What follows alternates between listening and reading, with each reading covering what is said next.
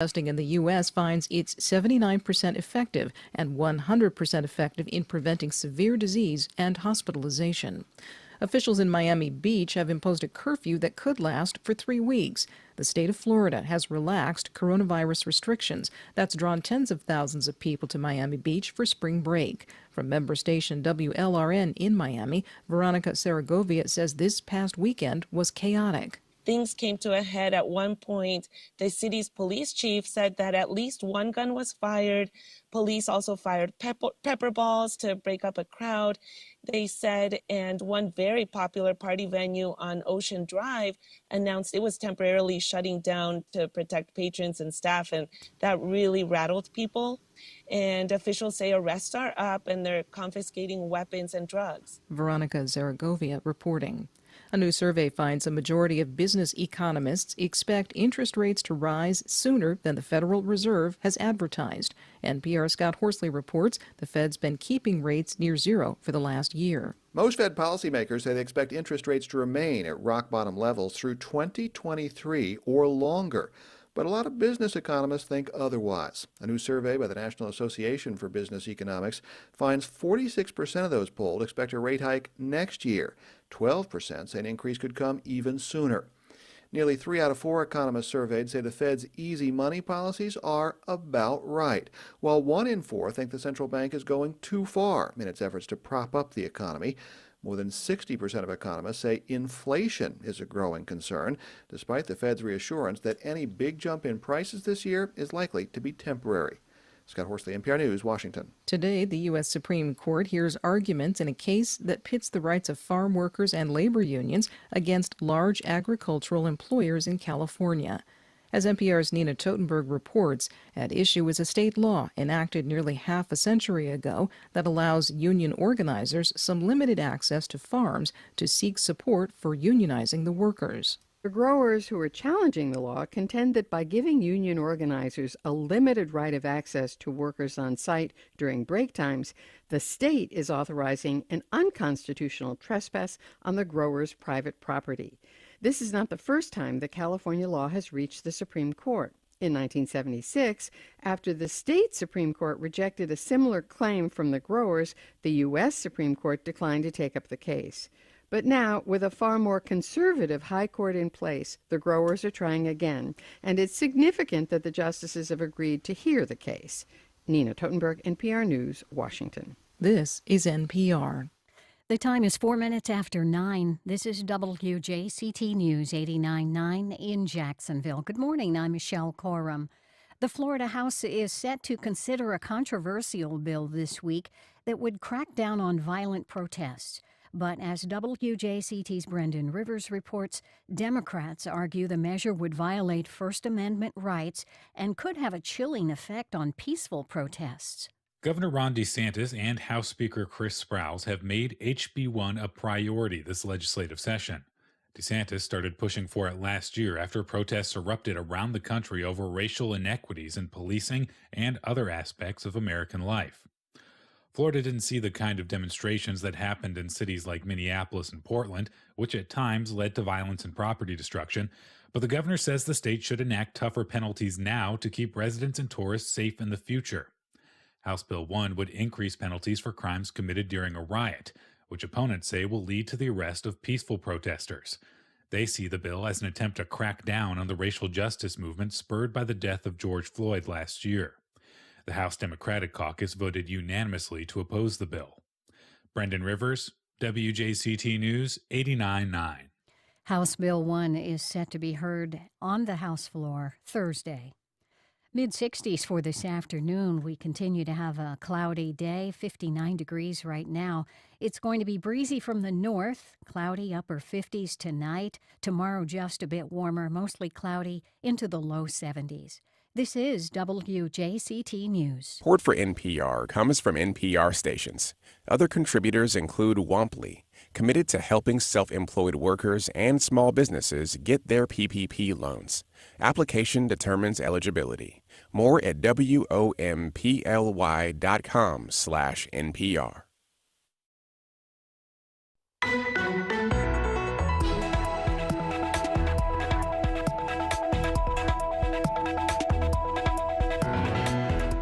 The vaccine pool gets bigger here in Florida. Good morning. Hope you had a nice weekend. We're live from Studio 5. I'm Melissa Ross, and this is First Coast Connect. Thanks for listening. Just ahead this Monday morning, if you are aged 50 or older, guess what? It's time. You can go get the vaccine starting today. Give us a call about that right now. It's 549-2937. Then later, why renters have been hit hardest in this time of pandemic. A new Zillow analysis looks at Jacksonville.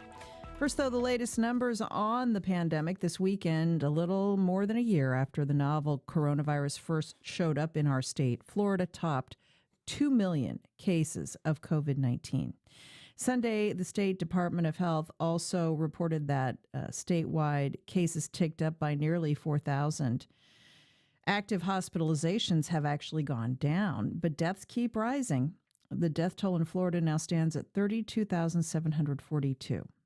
And at the same time, nearly 5 million Florida residents have received at least one dose of a vaccine.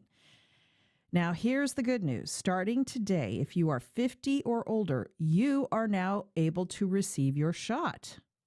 At the same time, a new Associated Press analysis of the rollout around the country shows that Florida has handled its overall dissemination of vaccines poorly.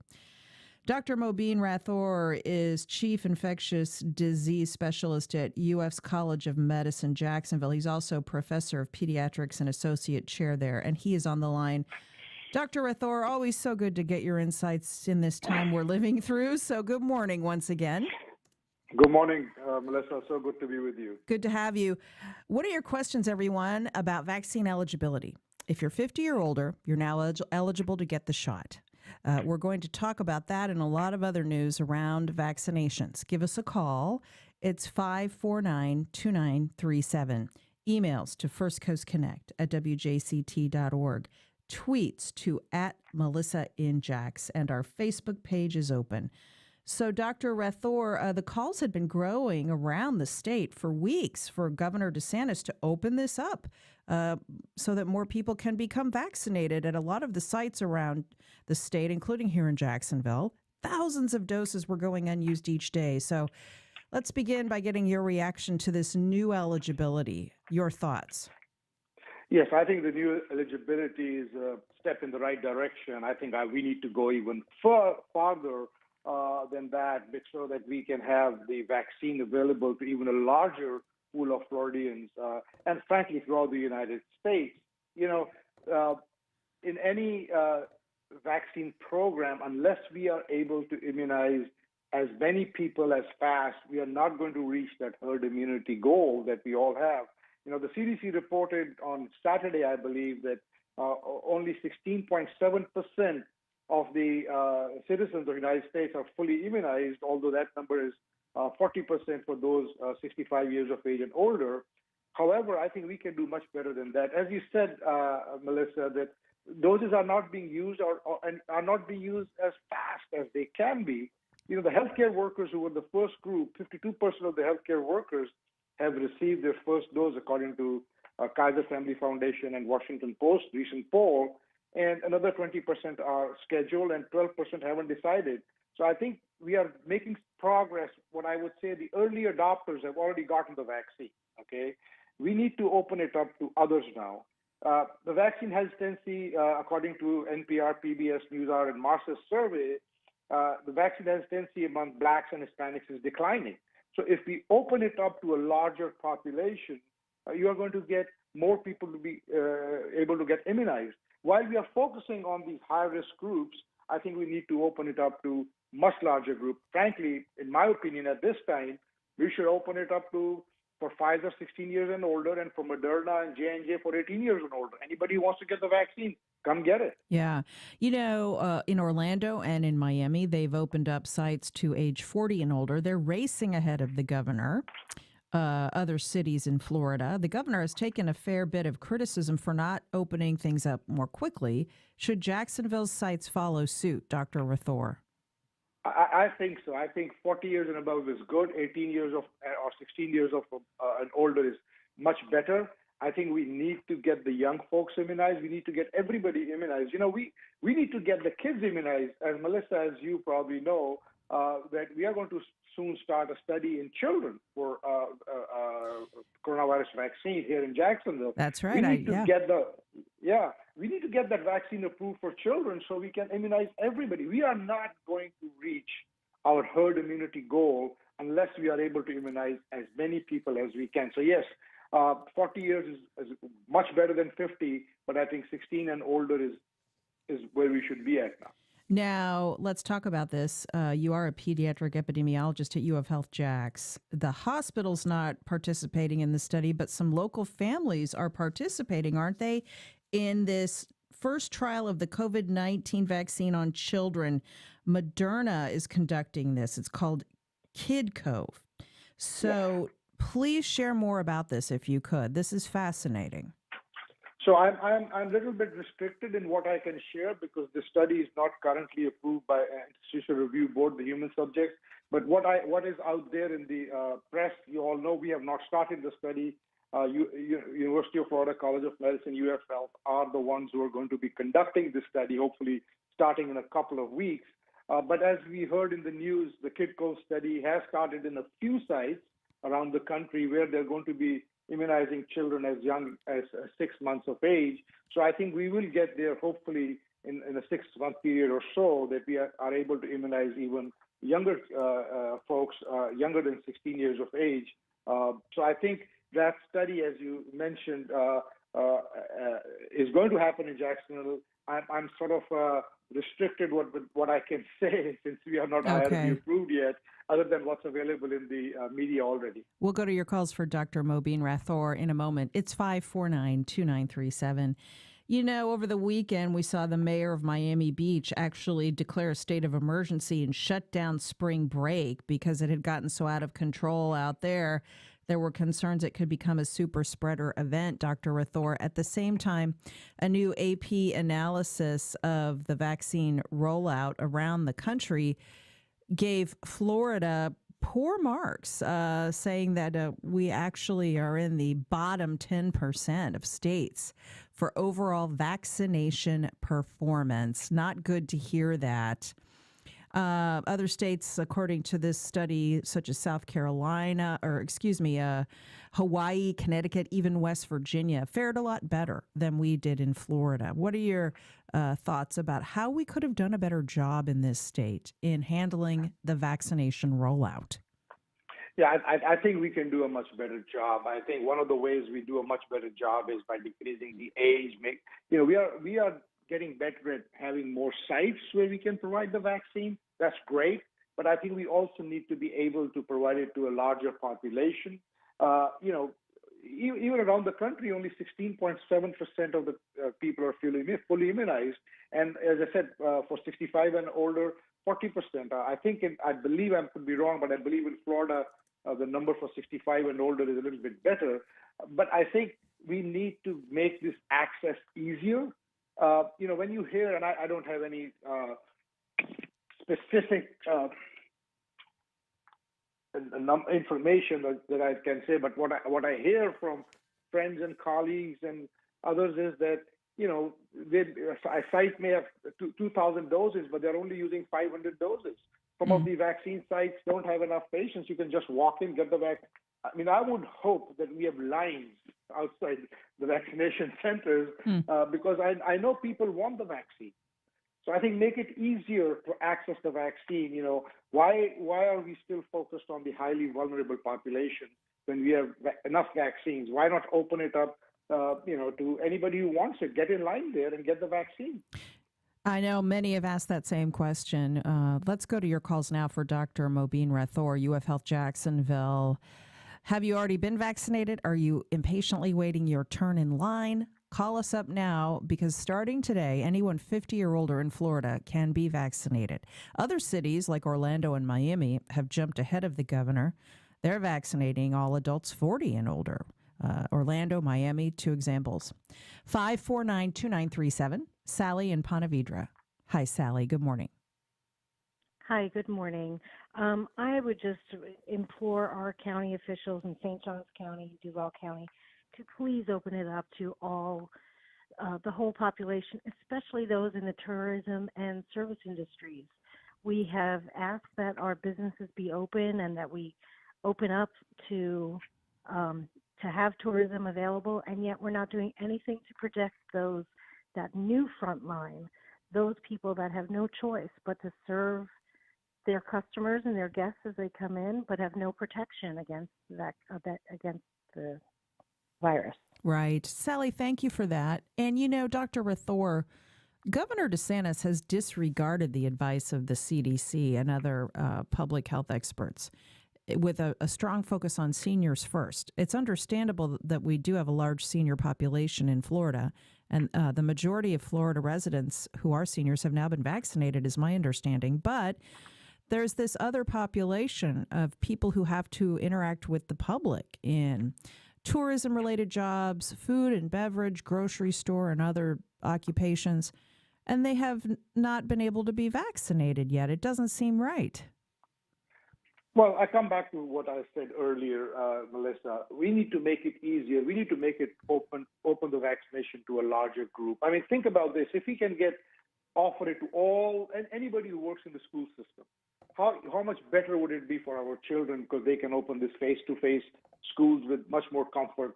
I think you're right. All the groups you mentioned, they deserve to be vaccinated. And we are at a stage that those restricted groups for whom we have opened these vaccination opportunities for quite a while, the most of them who want it have already gotten it. There are others who are still hesitant. We know there is vaccine hesitancy, and we know that some people are, the surveys have shown some people are just waiting to see what happens as more and more people get these vaccines. And so if the early adopters have already gotten the vaccine in those restricted groups, why not open it to the others?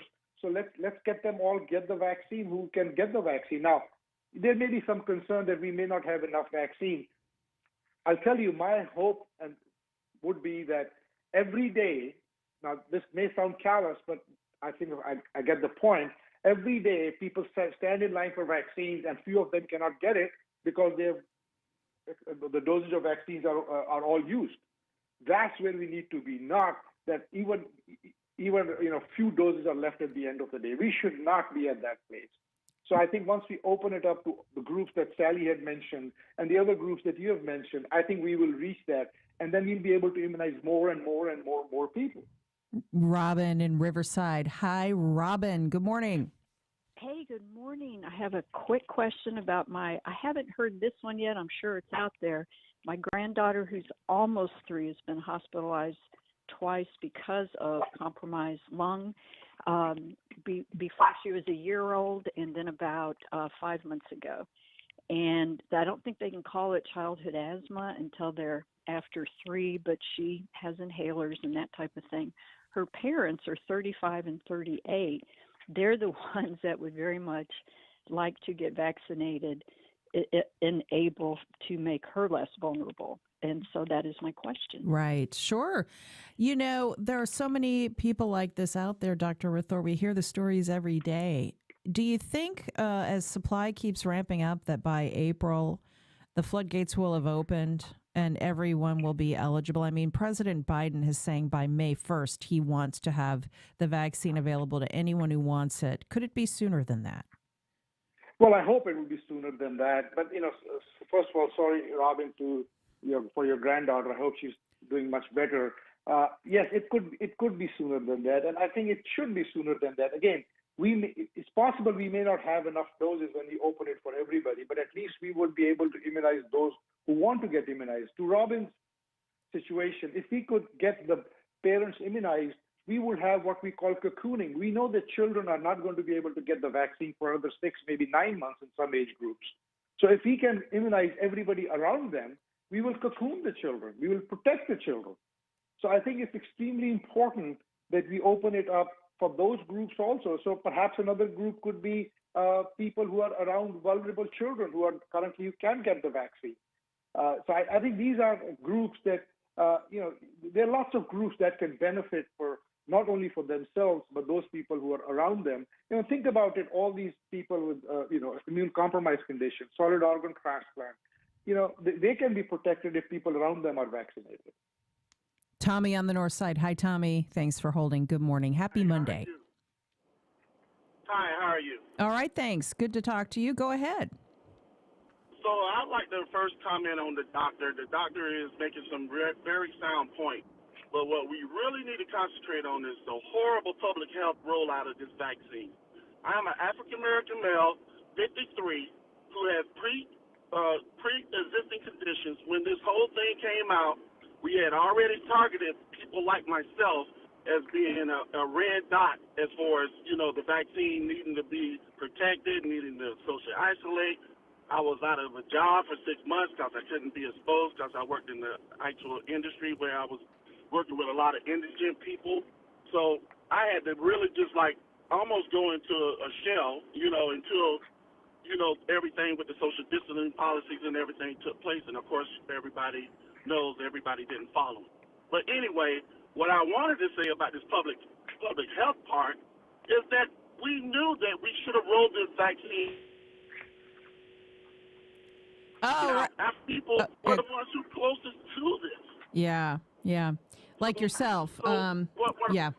So my comment is really to the doctor. The statement that he's making is correct, but what he should say is that if they really want to target the right people, they will make it to the families, make the whole family, the cluster, the whole black cluster, because we don't have health care and we don't have PTO time to take off each time to take grandma, to take her son, take the next kid, if we keep doing all these stair-step things, we need a whole cluster, and then it'll attack the right population. But we can't make us Yeah, Tommy, I know exactly what you're talking about, and I hope you get your vaccine today, by the way, if you haven't already. But okay, Dr. Rathore, Tommy makes such an important point. Vaccine access for vulnerable populations has been a huge issue. The site at Edward Waters College, run by Agape Health, was set up specifically to address this. They're even going into homes now, vaccinating people, the kinds of families that Tommy just mentioned, so that a whole family that has trouble getting to a vaccination site can get some protection. But there's just not been enough of that. Well, Tommy is absolutely right. I think he's speaking to my heart. I think we could have done a much better job in the public health aspect of it than we did. Unfortunately, these inequities in healthcare and disparities, that's nothing new. Unfortunately, it has just reared this ugly head in the worst form during the pandemic.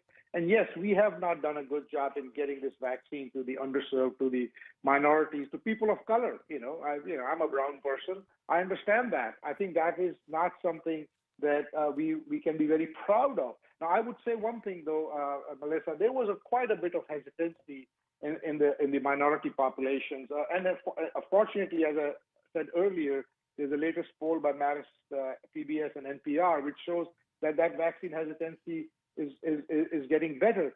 But we have to focus on those minority populations. We have to get to the African American and Hispanic population, those enclaves. We need to make it easier for them to get to. We have to take the mountain to them. Okay, we can't expect them to come to the mountain. So I think this is something we could have done a much better job. We still can do a much better job on that. And that has to be a public health focus. It's high time that we got out in those communities. Maybe the state provides mobile vans or whatever. I mean, it should be just like you can knock on the door and get the vaccine. That's what I'm saying. Open it up to everyone. Lots of tweets about this. Paula tweets the show. My husband and I were vaccinated. We're 65 plus. I'm hoping they get down to the 30-somethings soon. My 32-year-old son got COVID at Christmas last year. Would he still benefit from a vaccine? I believe the answer, doctor, is yes. Yeah? It's an emphatic yes. An emphatic yes. Yes. You if you have had COVID infection, the recommendation is that you can defer up to 90 days. Doesn't mean that you have to. Wait a couple of weeks, 3 weeks, get the vaccine. You should not get the vaccine during the acute COVID-19 infection, but you should actually. There are many other infections, whooping cough, which a lot of people are aware of. If you get a case of whooping cough, you still need to be vaccinated. The fact that you got the infection does not necessarily mean that that infection has conferred a long-term immunity for you. Bill tweets the show, so glad this is happening and not a moment too soon. Kudos to the military folks, medical workers, and volunteers that have been there for us regardless of the poor leadership from Tallahassee, he says. Perry tweets the show, I'm 44 and I would love to be vaccinated. I have jury duty next Monday. I've been doing everything right over the last year, masking, distancing. This will be the biggest risk to my health so far, all while fulfilling my civic duty. This should be open to everyone, he says. Another tweet, ask the doctor if he believes politics is driving the way the vaccine is being rolled out in Florida. Dr. Rathore. What I would say is vaccine has to be made easily accessible to everybody. It has to be made easily accessible to all our population. We need to do a much better job on that. I think it's important also that keep in mind that this virus is not Republican or Democrat. This virus is not black or white. This virus is an equal opportunity infector. And if we don't protect everybody, no one is protected. Keep that in mind. We need to get rid of this pandemic by making sure that we rise above our petty differences and make sure we provide this access to everyone. You know, one of the ladies, I think one of the tweets or somebody said that they have a 32-year-old. We should not stop at 32 years. We should go back even to 16 years of age. We need to do this in a manner so it's so easy that, you know, now opening it up in the various grocery stores, pharmacies, and such, I think that's a good thing, but you need to have enough vaccine and make it easy for somebody who's going to buy some eggs to say, by the way, let me get the vaccine. Also, the jury duty is a great opportunity. You send somebody a letter for jury duty and say, here's your appointment for getting your vaccine. Once you get the second shot, then you come for 2 weeks after that, you can come for jury duty. I mean, these are opportunities. That would make too much sense, Dr. Rathore. But listen, as always, I so appreciate your insights. It's great to have you once again, Dr. Mobeen Rathore, UF Health Jacksonville. Thank you so much. Thank you, Melissa. Always good to be here. Please keep up the good work. You're doing a great service for our community. Well, you as well. And again, if you're 50 or older in Florida, you're now eligible to be vaccinated. That's the latest. If you feel like driving down to Orlando or Miami, they're vaccinating everyone 40 and older. So there's that. All right, much more still ahead. Later, how you can support an important St. Augustine museum virtually. We'll drop in on the Jimenez Fadio House. But up next. Education inequity by intentional design is a problem, not just in the South, but it's a problem across the country. Unequal by Design. A new study looks at old patterns in Duval County schools. We'll be right back.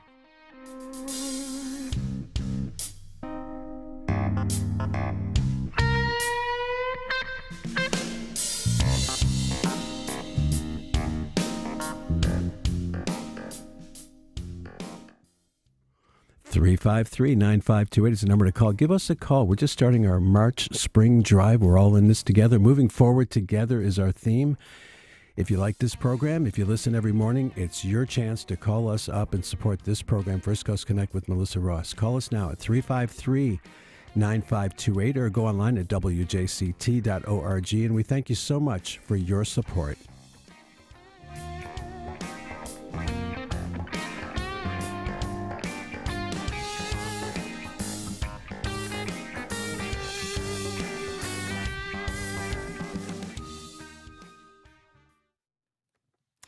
Well, it's a landmark study of educational inequity in Duval County, taking a look back at this area's history in our local schools. With more, I spoke with Carolyn Edwards of Community Call. Take a listen. Hey, Carolyn, good to talk to you. Thanks for being with us. Thank you for having me. Before we get into your look at inequities in the local school system, can you tell me a little bit about your family and what drew you to this subject matter?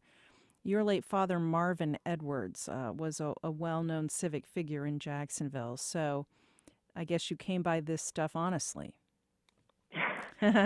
Yes, my father was a well-known gadfly, but most people are aware of my father's work more in the last 20 to 30 years. And the reality is that his work in Jacksonville actually started in 1958.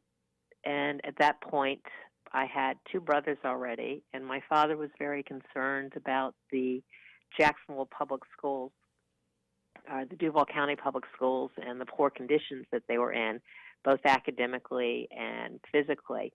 And so he founded and served as president of the Better Schools Citizen Committee starting in 1958. And their first focus was on the fire hazards in the public schools, predominantly black schools. Not a lot of people are aware in Jacksonville that there was a dual school system. So there were the black schools and the white schools. And some of the black schools that were being utilized actually dated back to Reconstruction and were still being used in the 1950s. So that was his first initiation, and then he was one of 5 citizens that called for a grand jury investigation into a corrupt tax assessor at the time who was undervaluing predominantly white property taxes, because those were who owned property in Jacksonville at the time. And as a result of the underfunding of property taxes, there was an underfunding of the public schools, which left them in poor condition for everybody. Mm.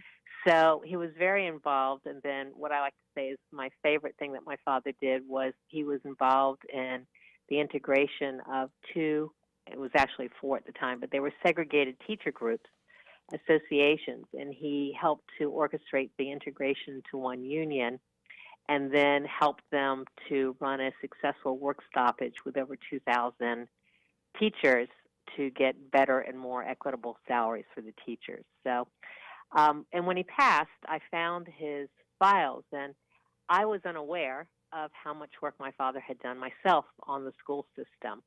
And being in a doctorate program with a dissertation focus on education and equity, when I found his meticulous files, and anybody who knew my father knew that he kept everything, there was a very detailed history of what had been going on in Jacksonville during that time. And so I decided to pick up where he left off and show how Duval County was inequity by design after the Brown versus Board of Education decision, and how not just how Jacksonville resisted desegregation, but everything that was done from a political and economic perspective to make sure that the schools were separate and unequal. And you focus in particular in the decade after the Brown decision, the 1950s and then into part of the 1960s. Right. 1954 to 1964. 1964 is when the Duval County Public Schools lost accreditation of their high schools because they were so inadequate. Okay, so that's decades ago, but echoes of that systemic inequity persist today. And so, as we look at your study, we can draw some lessons from what you've presented. Yes. That's correct. The premise of my work is that education inequity by intentional design is a problem not just in the South, but it's a problem across the country. There are a tremendous number of urban areas that have inequity that starts with neighborhood segregation. It's referred to as hyper-segregation. And when you have that kind of neighborhood segregation, it impacts everything. And what people don't understand is that the problems with public education are systemic, and you really have to look at the economics, the politics, and the legislation, because all of those impact public education. And then when you have hyper-segregated neighborhoods, then you have the problem that you have black neighborhoods that are suffering from poverty, they are suffering from low property taxes, and historically, white property owners do not want to subsidize public education for black students. But the problem is a national phenomenon, and I look at Duval County as low-hanging fruit because everybody expects that problem to be in the South, And in addition, Jacksonville, not only was it well documented with George Peabody College did a review on Jacksonville, and some other people did a review at the time documenting it, but there was also a long history of segregationism and racism and Klan activity in Jacksonville. So it's a little easier to show the influence of white supremacy there. But if you look at what's going on a national basis, and you look now, for example, at the voter suppression attempts at least that are going on, that voter suppression is very similar to Jim Crow, which was a white supremacy action that was taken. So my whole premise is that white supremacy impacts all of our systems. And ultimately, because education, public education, is controlled by government, that public education is also subject to the rules of white supremacy. Now, not only did you present this in your dissertation, you're also the executive director of Community Call, where you work with marginalized high school kids. Tell us about that. A Community Call is an organization that I started in officially in 2012. And what Community Call does, it's focused on civic engagement. So we work with marginalized youth in Boston and Cambridge, high school youth, and we discuss news stories that are relevant to them. And sometimes they don't even understand its relevancy. So the whole point of the program is to try to help students to understand that they can get involved and make a difference.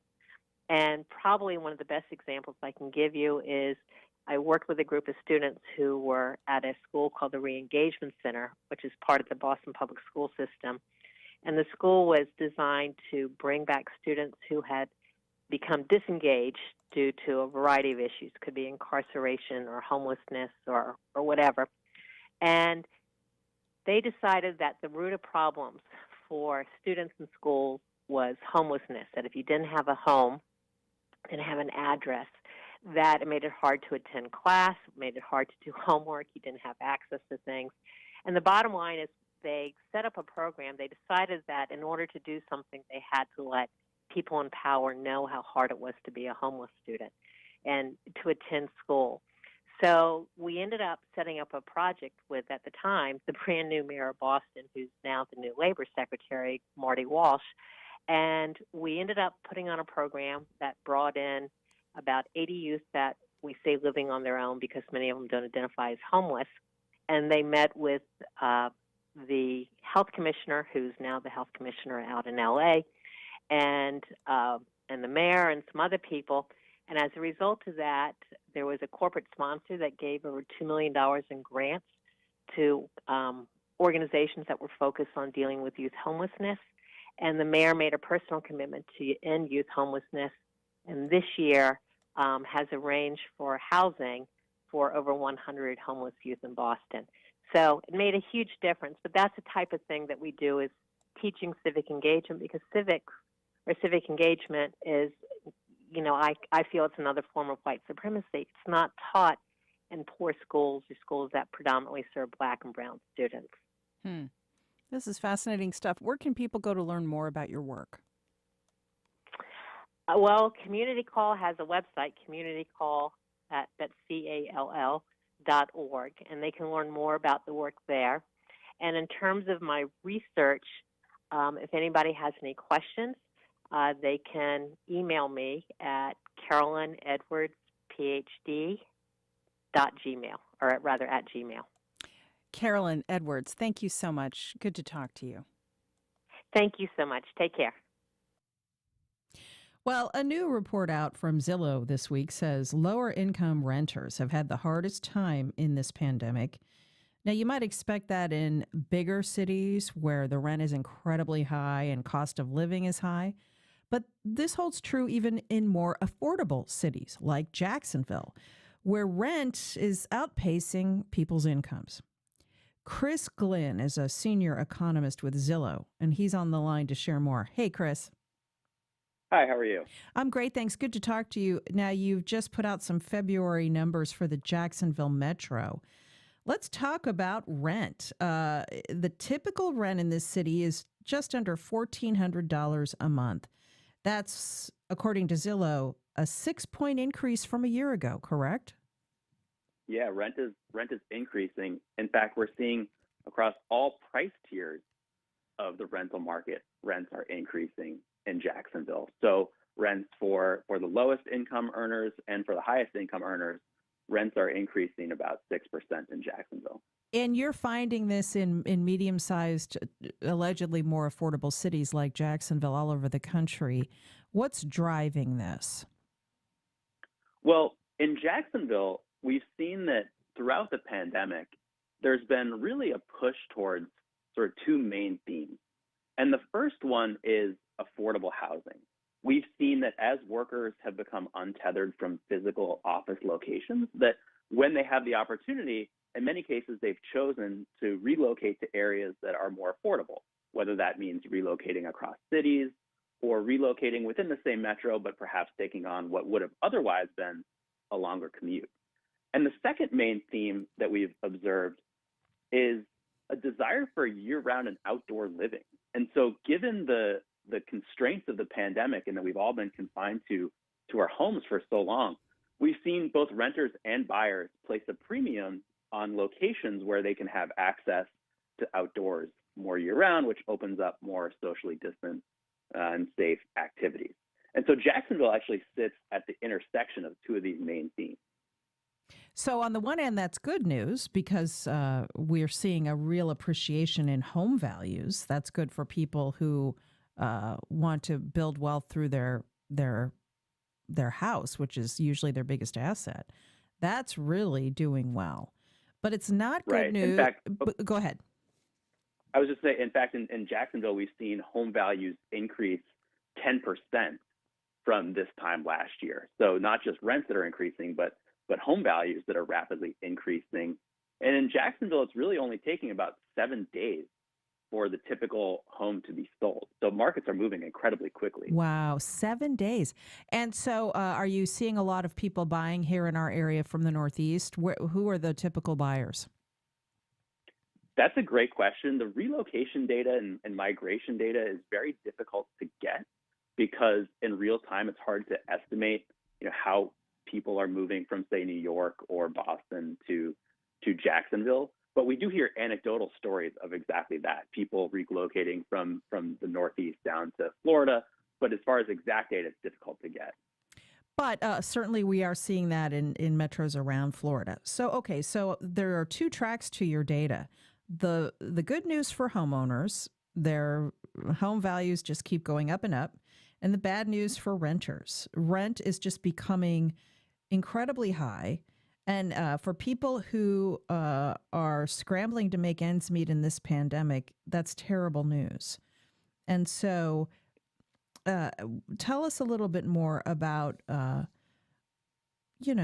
this is affecting the economy, because there are a lot more renters out there than people paying a mortgage. And this is a real pain point for them.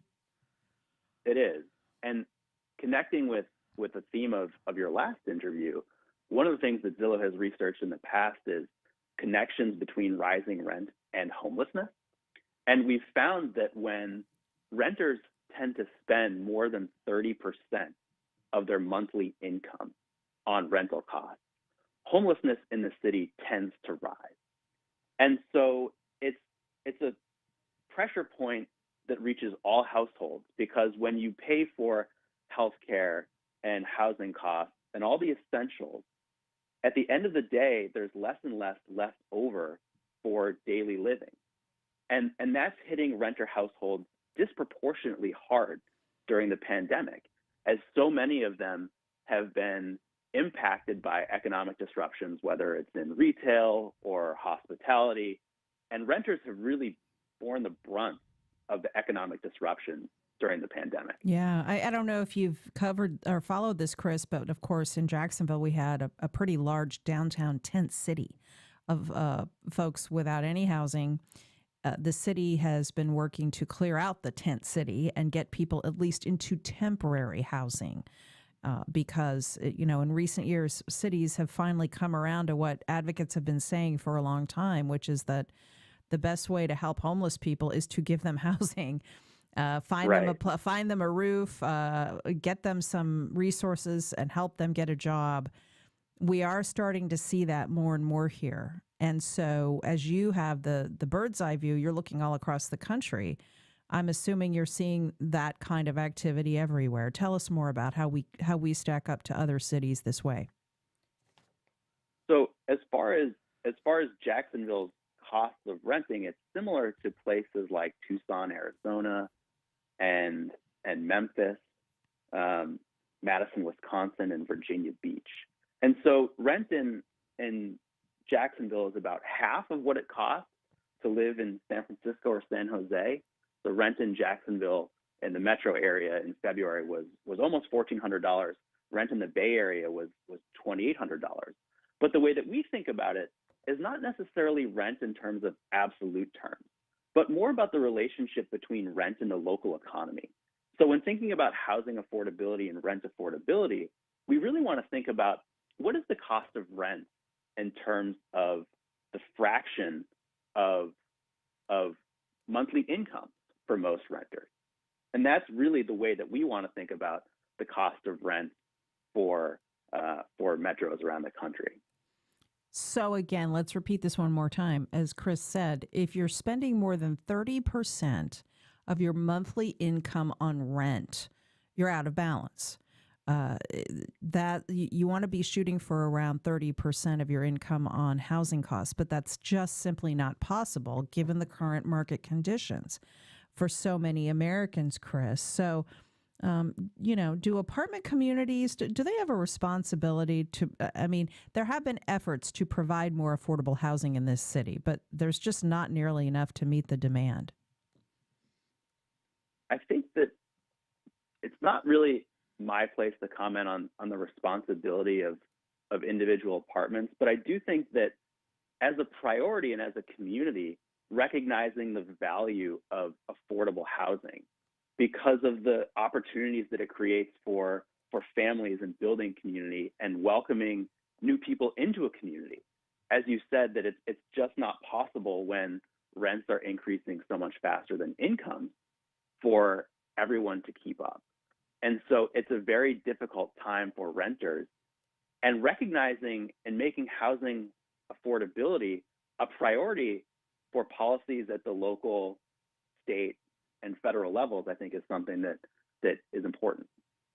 Great to get your insights. He's Chris Glynn, a senior economist with Zillow. Thank you so much for joining us, Chris. Thanks for having me.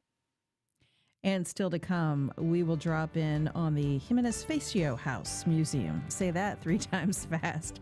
In St. Augustine, how you can support them this week. This is First Coast Connect on 89.9. We'll be right back.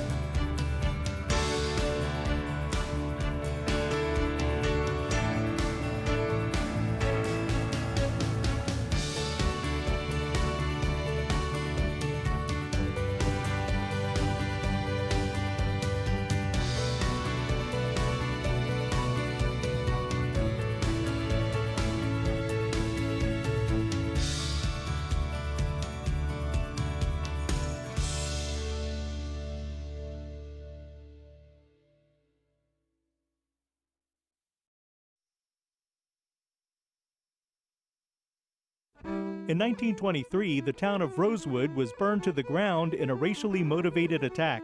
I'm Ben Brotmarkle, and coming up on Florida Frontiers, the weekly radio magazine of the Florida Historical Society, we'll talk with Rosewood descendant Lizzie Jenkins. We'll discuss the history of public health in Florida and the practice of redlining in Jacksonville. That's Florida Frontiers, Monday evening at 6:30 on WJCT News 89.9. On the next Fresh Air, correcting the record on Lady Bird Johnson.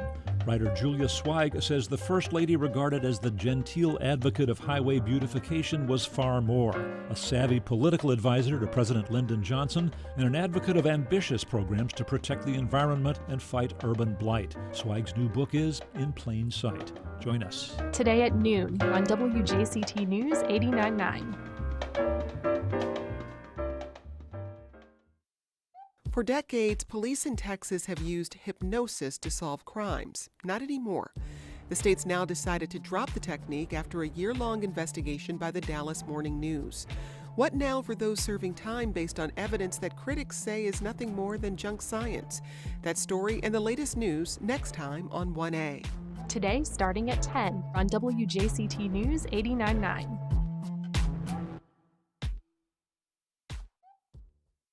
When you listen to WJCT News 89.9, there's a sense that we're moving forward together.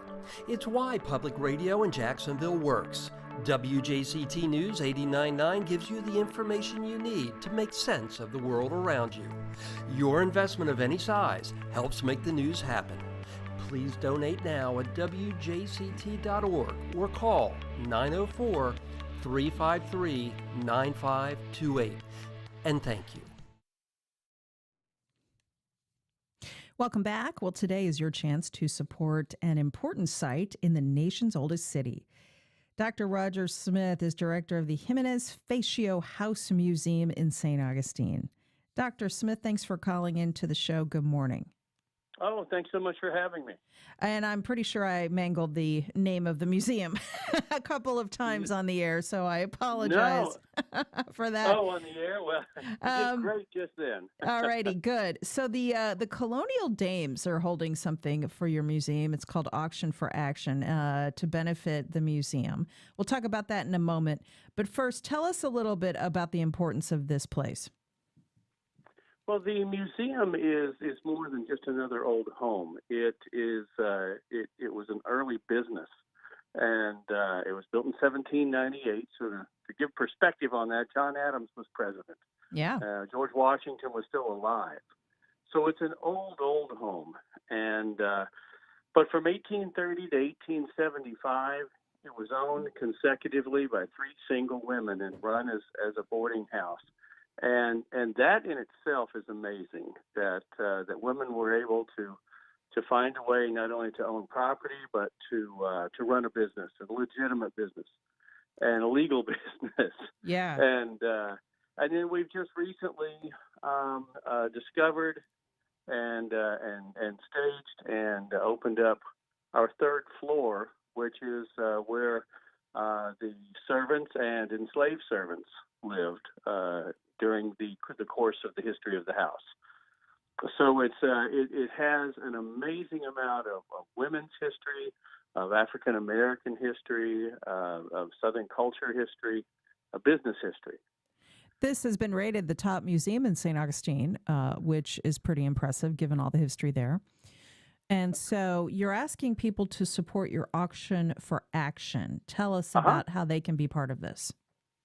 Auction for Action is an auction that allows us to raise money. We are a 501c3, and we have an opportunity through this auction to purchase items and bid on items that can go straight to the museum and help keep us restored. The Colonial Dames have done a phenomenal job since they bought the house in 1939 and restored it to build the artifacts collection and keep everything historically accurate in that sense.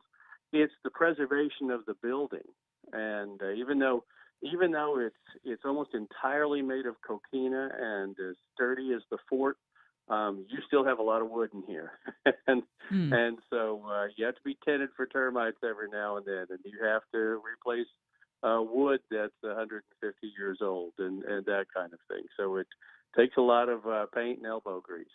So they need to visit your website then and give what they can, because this auction ends up today.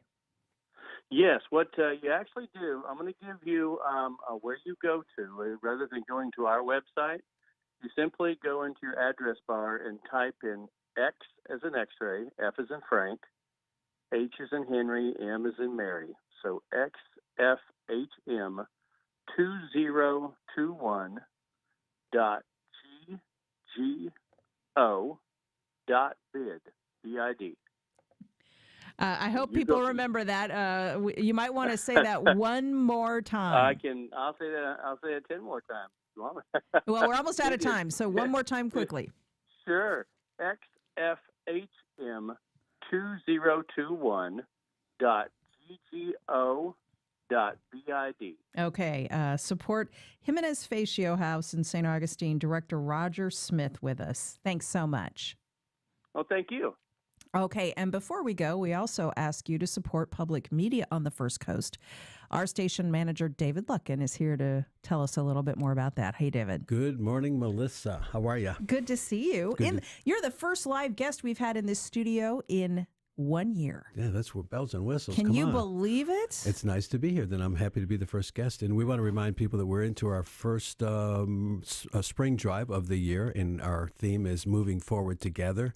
We thank so many of you for being with us through this extraordinary year. We've all been challenged in so many ways, and we are happy that you chose us to keep you informed and entertained and diverted from all this craziness. So give us a call if you can at 353-9528. If you can't, we totally understand these are extraordinary times, but if it's within your means, call us now at 353-9528.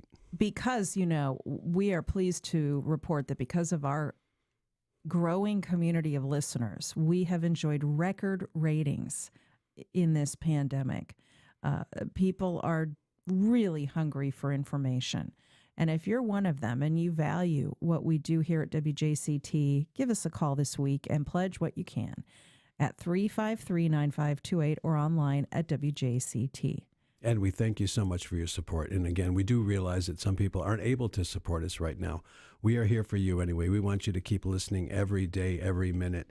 But if you can, give us a call at 353-9528. We thank you in advance for helping us provide great programming for the whole community. And I don't know what I'm going to do with myself, having an actual human being in here with me for the first time in over a year. This is a big deal. This is nice. I am really excited. Should have brought in some tea or something. We could have a little tea time while we talked. I know. Maybe some, some Krispy Kreme donuts. There you go. Anyone that gets vaccinated, you get the free Krispy Kreme starting today. So that's kind of cool, too. Thanks for allowing me in your space. And thanks for listening. I'm Melissa Ross. We'll be back at 9 a.m. tomorrow. Have a great day.